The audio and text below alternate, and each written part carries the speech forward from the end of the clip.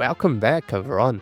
Fallout Season 2 Episode 7 pushes everything into chaos. You can feel how close we are to the finale. The episode is called The Handoff, and that title matters a lot because power changes hands everywhere, in the past, in the present, and inside the vaults. In the flashbacks, Cooper hands code diffusion to the US president played by Clancy Brown, a massive cameo and a huge Enclave clue.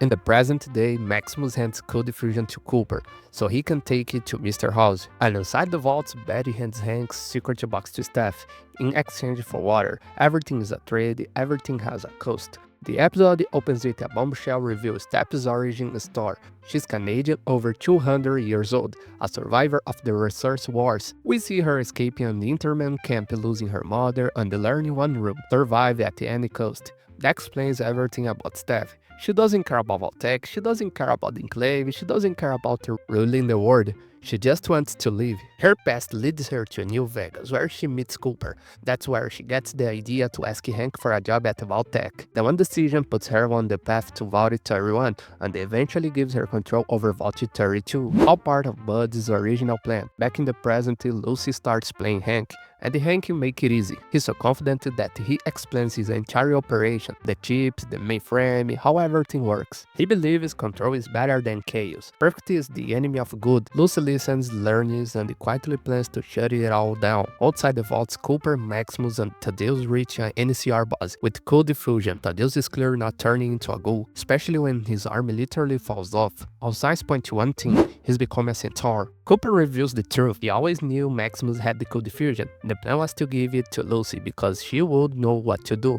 but first Maximus has to make it to hand off code diffusion, in exchange for saving Lucy. Flashbacks reveal how code diffusion really ended up with the Enclave. Cooper now only hands it to the president and congressman, watching New Vegas. The Enclave was hidden in plain sight, manipulating Vault-Tec, keeping Mr. House in the dark. Inside the vaults, everything collapses. Norm uncovers more Vault-31 secrets, and the staff's lies finally explodes during her wedding. Chet exposes her in front of everyone, and ironically, it's her being Canadian that convinces the vault she's evil. Outside, the chaos erupts. A brutal Deathclaw fight breaks out.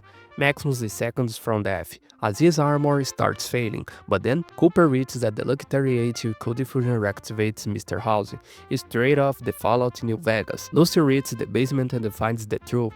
The mind control systems powered by Congressman Welts preserve the head, using Mr. House's technology. The Enclave's real plan is revealed: global control, chipped humans, and Hank hoping for a promotion. The episode ends with a massive consequence. Mr. House now has code diffusion limited power, and the full knowledge of the Enclave. The next villain. One thing is clear: Season 3 is setting the Enclave up as the true enemy. Bot rebellions, Deathclaws, AI rulers, and the code diffusion changes everything.